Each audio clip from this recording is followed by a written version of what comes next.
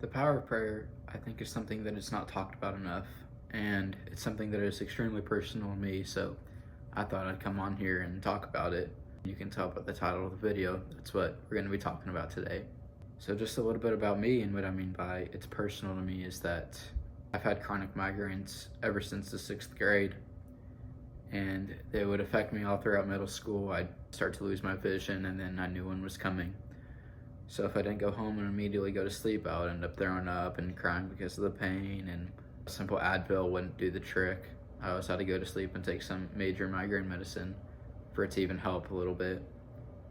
And I would feel it for the next day or two. I would literally still have a headache and still feel like my head is sore throughout those next couple days. And so I always felt like there was no real solution other than just to go to sleep, and hopefully whenever I woke up it would be at least a little bit better. However, whenever I started to take my relationship with Jesus a little bit more seriously, I started getting a migraine around, maybe we'll call it 7:45 at night, and I was just outside playing basketball, and I was like, oh shoot, my vision's going away. So I didn't have any migraine medicine with me, so I went inside, took 2 or 3 Advil, which again at the time had never proven to be helpful. Advil really, it never helped. I had to take this certain medicine for it to help. And so I went upstairs, and before I was going to sleep, I prayed a prayer with the most amount of faith that I ever had in my life, and I believe that God was going to heal me. I'm the type of person to think that you should always pray for the sick. I know that's kind of controversial within the Christian community of whether or not you should just leave it up to God's will, or you should pray for the sick person to be healed. But I prayed with absolute faith that I was going to be healed in that moment. I woke up and all my pain was gone. My vision was restored.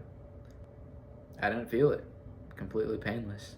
It felt like I never even had a migraine to begin with. I just woke up from a little nap or something. And that's kind of why it's so personal to me, is because I've seen it in my life.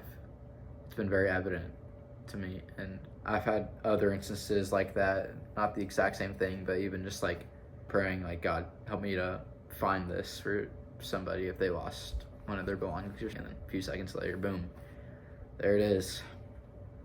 It's just little things like that where it makes you step back and realize we have a good God who listens to us, who cares for us, and who actually wants a relationship with us. And so whenever we trust in his character that he can do what he says he's going to do, that's whenever miracles happen. One of the most important things about this, though, talking about the power of prayer, is praying in accordance with God's will. So whenever we pray, it's very important to pray, God, not my will, but your will be done. And I believe that as Christians, that is one of the biggest proclamations of faith that we can make, is saying, God, I'm going to let go of the steering wheel. And I trust that whatever you want for my life, whatever your plan is for my life, I trust that that's better than my own understanding. And that's where we start to see growth, is knowing that we don't have it all together. We can't heal our own selves from our sicknesses, or like me, my migraines. If we truly leave it up to God and have faith that he can do the things that he says he can do, then he'll follow through in one way or another. Maybe it might not be right at that moment like it was for me. It could be days, weeks, months, years later. But I truly believe that God will always provide. And even if it doesn't seem like he's providing on this earthly realm, then I think as Christians and as believers, we can also trust in the fact that this earth is not necessarily where we belong. We belong to Jesus. We belong in heaven. And so I think that if it's in God's will for us to go to heaven versus stay on earth a little longer, then he knows best, and we can trust in him for that.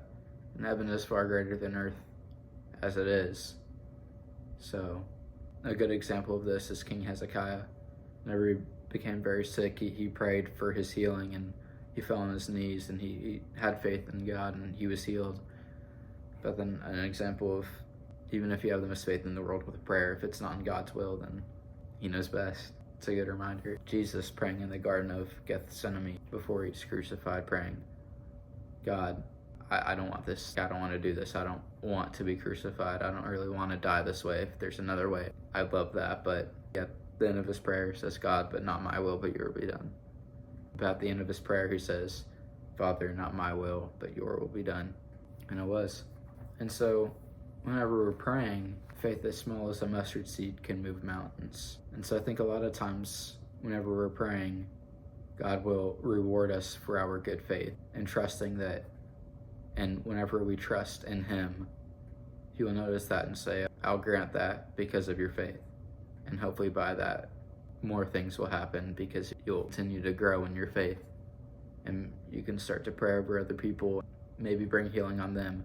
Obviously, it's not us that's doing that, it's God, but a powerful prayer can go a long way. That was my main point, or that is my main point. I think we tend to undermine the power of prayer, but whenever you have experiences like I do, and however many other people have had experiences like that, it makes you take a step back and realize, dang, whenever God says, faith as small as a mustard seed can move mountains, He means that.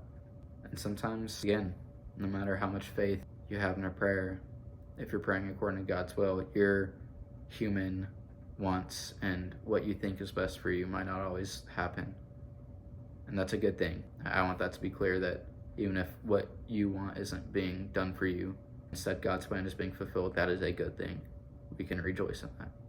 So I guess just to conclude this video, maybe just with some encouragement of just saying, pray and trust in God's character and the fact that He does not lie.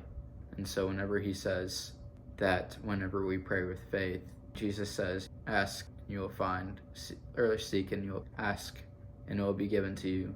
Jesus says, ask and it will be given to you, seek and you will find. Just ask. There's no hurt in asking for something in prayer. It's also very important to listen. I kind of covered that in my last video, but just listen. It's a relationship. It's not a magic. God's not a magic genie. Present your request to God with thanksgiving. That's what Philippians talks about. I think it's in Philippians. But bring everything with thanks and with gratitude and with faith to God. And I think that you'll start to see some pretty cool things happen in your life. So if you made it this far, thanks for watching. I think that's all I got for today. Have faith. Know that God's plan is best. And just express your gratitude to Him. It's the biggest thing. Trust in the Lord with all your heart and lean not on your understanding. In all your ways submit to Him, and He will make your path straight. So there you go. Power of prayer.